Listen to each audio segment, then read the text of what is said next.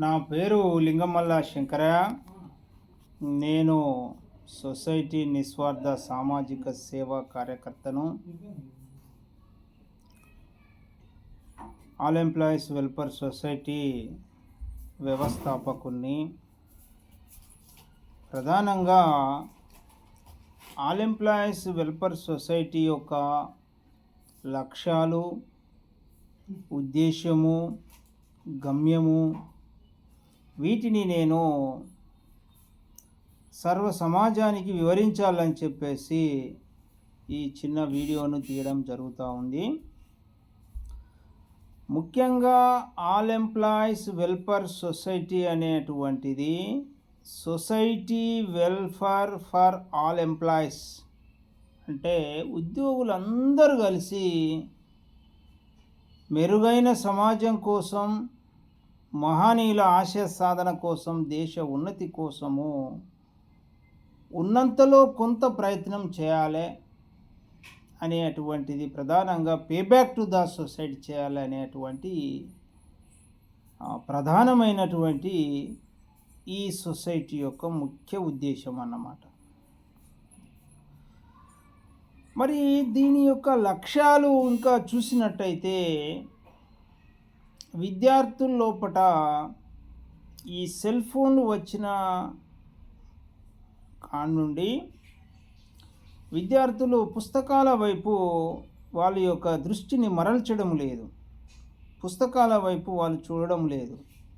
అందుకోసమని సొసైటీ తరపున read, enjoy, development ప్రోగ్రామును బలోపేతం చేస్తూ ప్రతి విద్యార్థి చేతికి మహనీయుల యొక్క జీవిత చరిత్ర కలిగినటువంటి పుస్తకాలను అందించాలి అని, ప్రతి 15 రోజులకు ఒకసారి విద్యార్థులు చదువుతున్నారా లేరా అని చెప్పేసి వ్యాసరచన పోటీ పెట్టాలి అని, వారికి కొంత ప్రైజు మనీ ఇస్తూ ప్రోత్సహించాలి అని, ప్రశంస పత్రం కూడా ఇవ్వాలని చెప్పేసి అనుకోవడం జరుగుతూ ఉంది.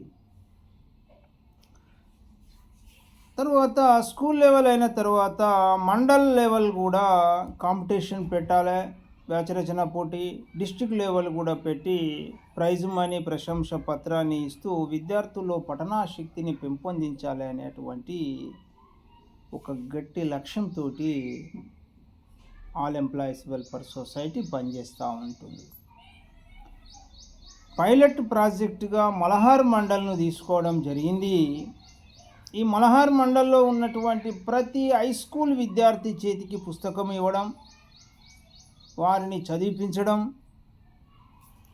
వారికి వ్యాసరచన పోటీలు పెట్టడం, కాలేజీ విద్యార్థులకు కూడా ఇవ్వడం, వ్యాసరచన పోటీలు పెట్టడం, ఇవన్నీ కూడా చేయాలి అని చెప్పేసి నిర్ణయించుకోవడం జరిగింది. దీని తర్వాత రెండో లక్ష్యం ఏంటంటే, ఈ గ్రామాల లోపట మరి కొన్ని విగ్రహాలను పెట్టాలని చెప్పేసి యువత, గ్రామస్తులు అనుకుంటున్నారు. ఏది సమాజ మార్పు కోసం, దేశం కోసం త్యాగం చేసినటువంటి మహనీయుల యొక్క విగ్రహాలను పెట్టాలని అన్నప్పుడు మా సంస్థ తరపున మేము పెట్టాలని చెప్పేసి కొంత సాయం చేయాలి, వారికి సలహా సూచన ఇవ్వాలి, కొంత ఆర్థిక సాయం చేయాలని చెప్పేసి కూడా నిర్ణయించుకోవడం జరిగింది.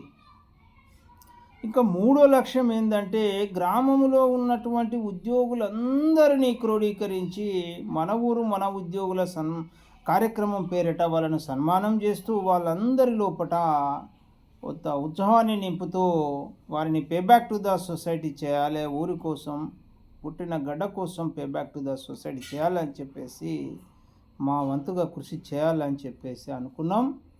అదేవిధంగా మెరుగైనటువంటి పేద విద్యార్థులు ఏమన్నా ఫీజు కట్టలేకనో, ఆర్థికంగా ఇబ్బంది పడుతున్న సందర్భంలో, పుస్తకాలు కొనుక్కునే సందర్భంలో వారికి మనం కొంత పుషింగ్ ఇవ్వాలని చెప్పేసి కూడా నిర్ణయించుకోవడం జరిగింది. ఇంకా నాలుగో లక్ష్యం ఏంటంటే, యువత సెలవు దినాలలో ఖాళీగా ఉండకుండా వారికి క్రీడా పోటీలు పెట్టాలని చెప్పేసి అనుకోవడం జరిగింది. ఇంకా మరో లక్ష్యం ఏంటంటే, గ్రామంలో ఉన్న గ్రంథాలయాలకు మహనీయుల యొక్క జీవిత చరిత్ర బుక్కులు ఇవ్వాలని చెప్పేసి నిర్ణయించుకోవడం జరిగింది.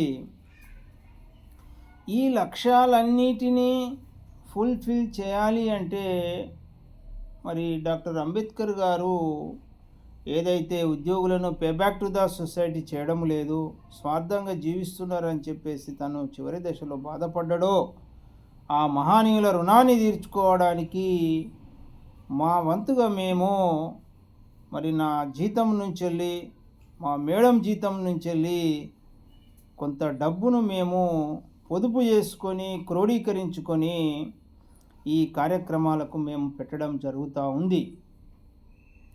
మరి ఈ లైన్ మీద పనిచేసేటువంటి వారు ఎవరైనా ముందుకు వచ్చి మేము చేస్తాం సార్ అంటే వారి నుంచి మేము ఏ రోజు కూడా 1 NP తీసుకోమండి.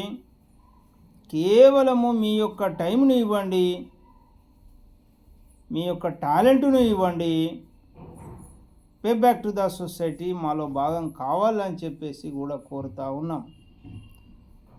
సో మేము ఆల్ ఎంప్లాయీస్ వెల్ఫేర్ సొసైటీ తరపున చేయకూడనటువంటి 3 పనులు చేయమండి. ఒకటి, ఎట్టి పరిస్థితిలో కూడా ఈ సంస్థ తరపున ఆందోళనలు చేయరాదు, రోడ్ ఎక్కియము ఆందోళనలు చేయరాదు. రెండో అంశం ఏంటంటే దేవుడు, కులము, మతము జోలికి ఎట్టి పరిస్థితుల్లో కూడా ఇది వెళ్ళకూడదు. తరువాత లక్ష్యం ఏంటంటే రాజకీయము చేయరాదు, కమర్షియల్ అసలే చేయకూడదు. ₹1 లైన్ మీద ఉన్న వాళ్ళు పోడగొట్టుకోవాలి తప్ప సమాజం నుంచి వెళ్ళి తీసుకునేదంటూ ఏమీ ఉండదు. సమాజానికి మనం తిరిగి ఇవ్వడమే తప్ప తీసుకునేది అనేది ఇందులో ఉండదు. కనుక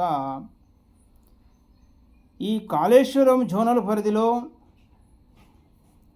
మరి ఈ మన సంస్థ తరపున అనేకమైనటువంటి అనుబంధ సంఘాలు కూడా పనిచేయడం అనేటువంటిది జరుగుతూ ఉంది. ఈ అనుబంధ సంఘాలలో వారి వారి వృత్తిని బట్టి ఎంప్లాయీస్ యూనిట్ అని, యూత్ యూనిట్ అని, స్టూడెంట్ యూనిట్ అని, పెన్షనర్ యూనిట్ అని, మహిళా యూనిట్ అని, రైతుల యూనిట్ అని, గ్రంథాలయ యూనిట్ అని, చిన్న చిన్న వ్యాపారాలు చేసుకుంటే వాళ్ళదో యూనిట్ అని, లేబర్ యూనిట్ అని, మోటార్ వెహికల్ యూనిట్ అని 13 అనుబంధ సంఘాలు కూడా దీనిలో పనిచేయడం జరుగుతూ ఉంటుంది. మీరెవరన్నా ఈ సమాజానికి మేము చేస్తున్నటువంటి లక్ష్యాలు ఏవైతే ఉన్నాయో శాశ్వతమైన పనులు, ప్రతి విద్యార్థికి చేతికి బుక్కులు ఇవ్వడం, ప్రతి గ్రామంలో పుస్తకాలు పంచిపెట్టడం, పేద విద్యార్థులకు సహాయం చేయడం, క్రీడా పోటీలు పెట్టడం, గ్రంథాలయ స్థాపన కృషి చేయడం, విగ్రహ ప్రతిష్టాపన కోసం కృషి చేయడం, ఈ లక్ష్యాలు ఏవైతే మీకు నచ్చుతాయో గ్రౌండ్ లెవెల్కు మనం దిగి పనిచేస్తున్నాం కనుక మీ సమాజం నుంచి వెళ్ళి 10 పైసలు మేము తీసుకుంటలేం కనుక మేము టైం ఇస్తాం సార్, మీలో భాగస్వామ్యం అవుతామనేటువంటి వాళ్ళు రావచ్చు, భాగం కావచ్చు, ఈ సంస్థను ముందుకు తీసుకుపోవచ్చు, మెరుగైన సమాజాన్ని నిర్మించవచ్చు అని చెప్పేసి కోరుకుంటూ దీని లక్ష్యాలు, ఉద్దేశాలు మీకు కొంతవరకు నేను పరిచయం చేసిన అని చెప్పేసి భావిస్తూ ముగిస్తున్నాను. Thank you.